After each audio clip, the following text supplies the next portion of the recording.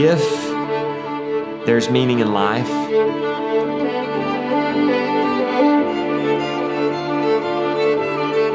then there has to be meaning in death.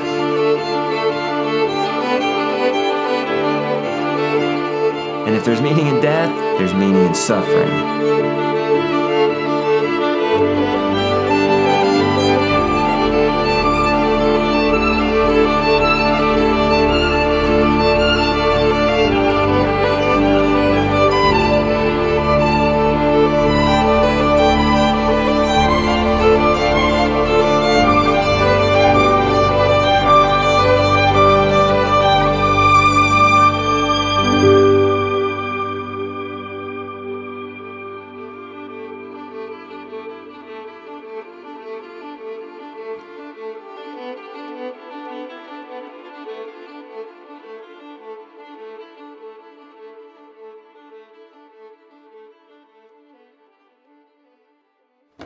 Papa, is it alright if I'm putting everything in a bag? Yes. Not in a bag, but this in. Let me see the bag. Why does Kitty have the bread? I don't think. Where is the bread? Bread's in Oh, there. don't put it. Did you put an ice pack in that? Yes, I put 2.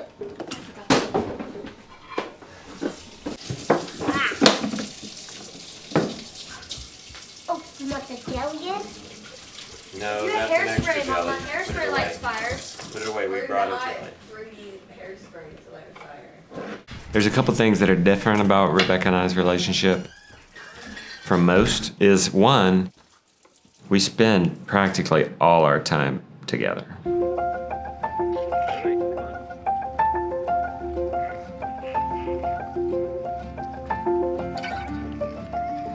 We work from home.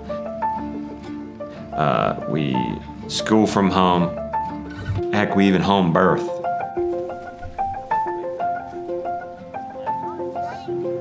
We've never really had traditional family roles, ever. I mean, I guess he had a job when we first got married, and that was pretty traditional. But then, once we had kids, he was always like, I'm gonna be the one that reads to them at night. Our ability to question the norm, to go against the mainstream, that was starting with, starting to homeschool, and then eating healthy organic food, and eventually growing the food. Well, I have this terrible sense of direction. And I daydream, so I have 2 things going against me. So I'm constantly missing turns, I'm constantly getting in trouble and yelled at from her, and she's taking it personal and wrong. I'm missing her turn, we're going to her appointment. You're off in La La Land. You know what? You know how to get around town. You drive. And she doesn't daydream, she's focused, and I'm sitting in the passenger seat, answering member texts, going through emails, writing sales page, whatever, doing something for the business. Lily says that Justin doesn't know how to turn on the washer dryer, but I'm pretty sure he does. Justin cooks, Justin cleans. I'll do so much for baby Henry. I can hold him, I can rock him, I can even put him to sleep, but I don't have boobs. So she, ultimately, eventually, Henry needs her. Papa can pretty much do anything. He can't cook as good as you. Because the kids will be like, this is so good. And he's like, that's because your mother cooked it. Yeah, and He's he like- doesn't drive as fast neither. He doesn't drive as fast as me.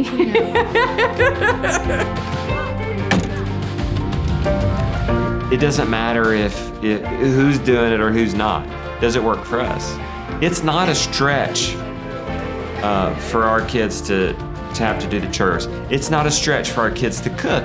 Because again, Mom doesn't cook every day at 4. Pop doesn't cook every day at 4. We actually all cook.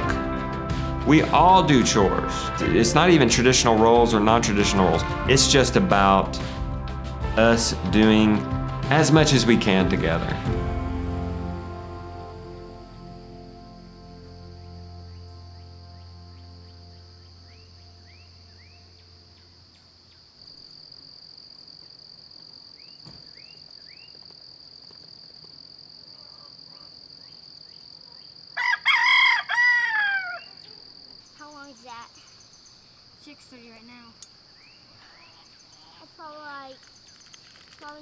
like 8 more minutes to 5.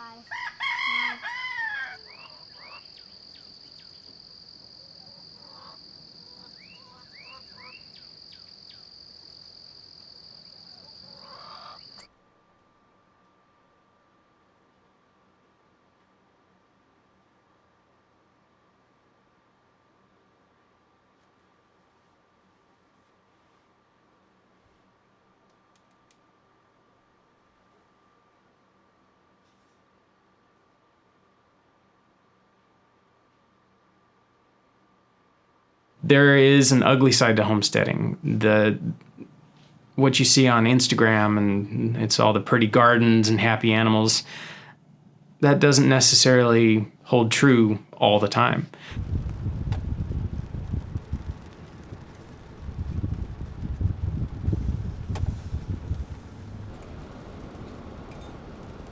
I hadn't realized how sick he was. Like, I knew he was sick, but we were over here for the 4th of July, and fireworks had scared the sheep and a couple of the cows, and they busted out of their fence, and we had to go chase animals. Well, when we were chasing the sheep and the little cow, there was one point he had reached out to grab the cow, and it got away from him, and he slipped, and he fell flat on his back on the ground. Didn't even try to catch himself. And, I'm like 10 feet away from him, and I see this, and that was when it dawned on me how bad it actually was. He was moving around like he was 80 years old. It was hard to watch. This time, the level of care that I had to give him was so much more intense than when he had Lyme disease. Like, sure, he was in pain, but this was like debilitating, excruciating pain that I've never seen before. Like, I've never seen anything like this. I definitely had some PTSD happening from the Lyme, like going back to that, like, is this that? Is this like another chronic illness that we're gonna be dealing with 10 years from now? My story has been Lyme disease, this chronic illness that's just plagued me, but it plagued me in this sort of subtle way, just a nagging foot pain that just never goes away, is constantly but it's been bearable. This has been the 10 years of struggle with Lyme disease, boom, compacted into 3 months where I'm actually bedridden. Like, I actually can't get up and push through this pain to help you if I want to. When he had the Lyme disease in the beginning, we didn't have such a homestead. We were homesteading, but it was easily scaled back. Well, we had Ethan, and he was helping us keep the chickens basically alive. So he was doing that. And then we didn't plant a garden. We went from, growing massive amounts of food and selling it to not even having a garden. Here's Pop, who's been chronically ill for a while, and it's just this annoying, nagging pain, but he's been able to push through. But now we get this thing out of left field that totally takes him out. Things are gonna have to shift and change in the dynamics of the home and the dynamics of the farm. To make that big change, like selling livestock, that's a big decision, because if I'm better in 5 months, well, the livestock's gone, and that's something that takes 2 years to build. We have breeder sheep, we have breeder pigs, our milk cows, breeders. I was like, let's just sell it all. Like, all the animals, like, let's just downsize it right now because it's hard. It's not the easiest thing in the world to be a 42-year-old man on a cane in front of tens of thousands of people. That's my job, to show our life, good, bad, or ugly, and it's been ugly now for months. Something has to change.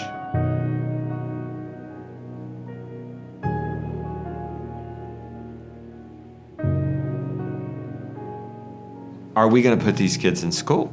We're gonna have to put these kids in school. And do you see what's happening here? If we're Nothing wrong with putting your kids in school. There's a total place for that. But do you see what's happening here? If we're putting our kids in school, which was one of the very first things we did to buck the system, to go against the mainstream, we're putting our kids in school, our world's getting rocked.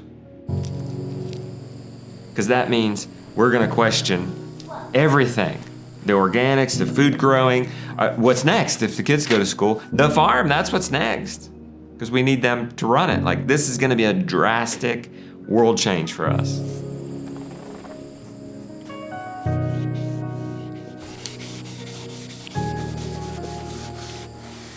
The family that is so insistent on being together is now thinking about breaking it up.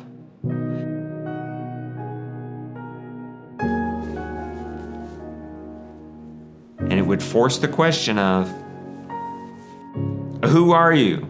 And what are you doing with your life?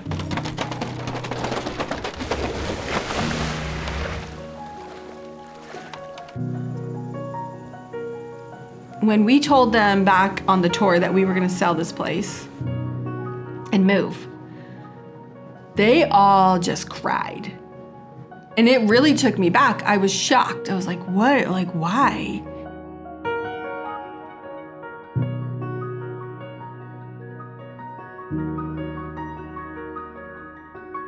They're really attached to our animals. They're really attached to this way of life. When we kind of talked to them about like, well, should we downsize? They were like, no, we don't want that. It really changed. I think it showed Justin and I how much they're invested here. One of the things that was really cool to see through all of this was how his boys really stepped up. All of them, the whole family, step up. The boys are doing all the chores. Lily's milking cows. It was amazing to watch. Basically, without even asking them, it's like they get up earlier now. I don't think they would have stepped up if this hadn't happened. Nobody's gonna work that hard if they don't have to. Especially a kid. I mean, and my kids are hard workers, but at the same time, they're still kids, and they still need time to play and be kids.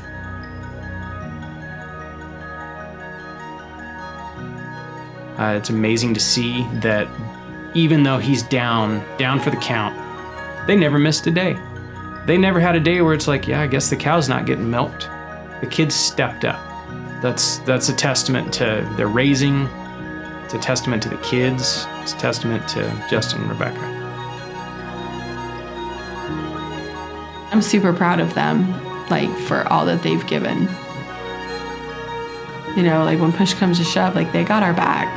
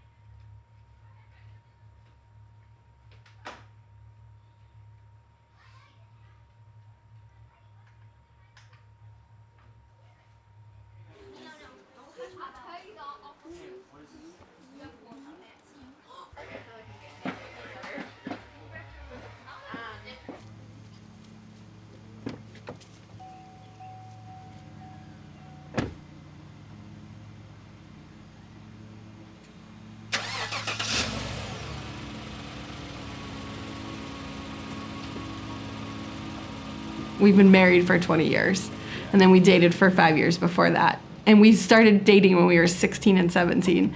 And it's like, I don't know, we just like get each other. We are like peanut butter and jelly. Like, it's just, I don't know, it's like an honor to give back to him what he's given to me. Like, he has taken so much care of me in times. You know, I mean, having 5 children, that's just that alone, the postpartum part of giving birth to a child that a husband gives to his wife. I've been able to give a fraction of that back to him. I need her for so much more now. But I've seen her flourish.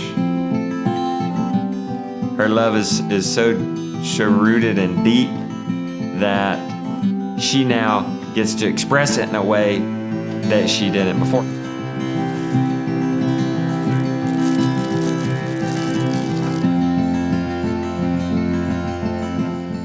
This is nothing compared to what so many other people are going through. This isn't terminal. I have a 3 to 5 month hope window.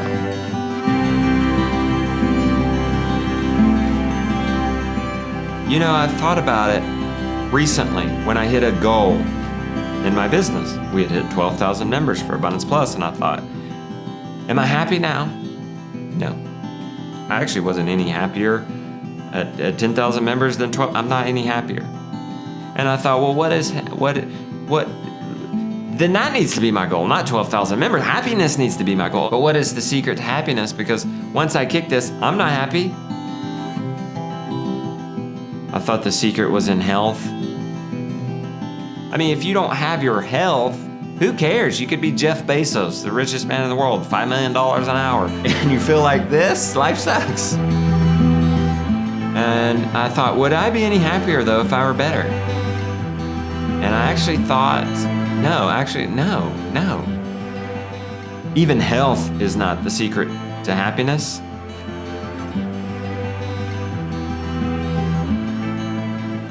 There's so much more to my life than me doing.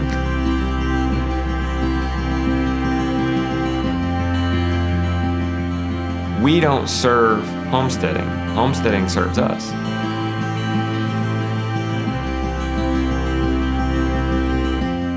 So what is this secret? Well, it's just contentedness and thankfulness.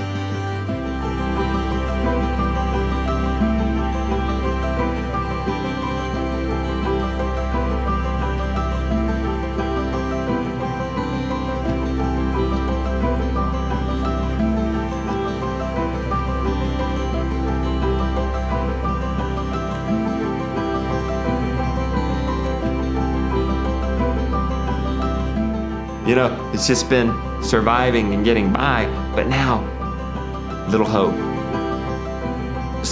A step, a getting out of the bathtub without swearing.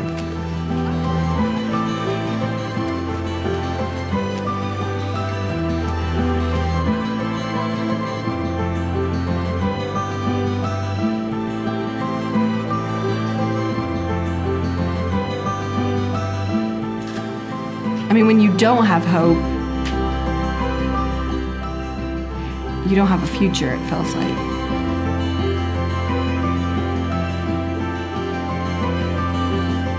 My quest to help him heal is not gonna be over until he can walk pain-free.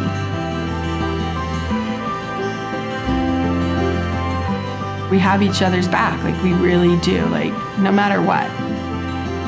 It doesn't matter, like we're here for each other, we're here for it.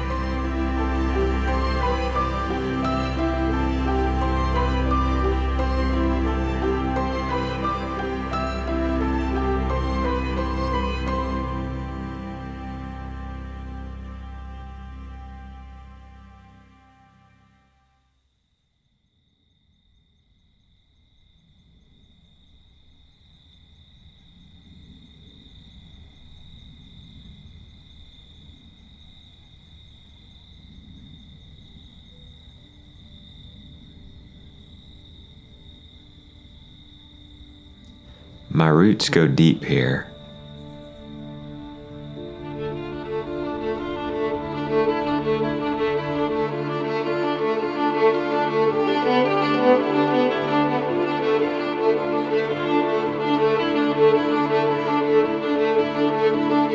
Being the third generation to farm this land.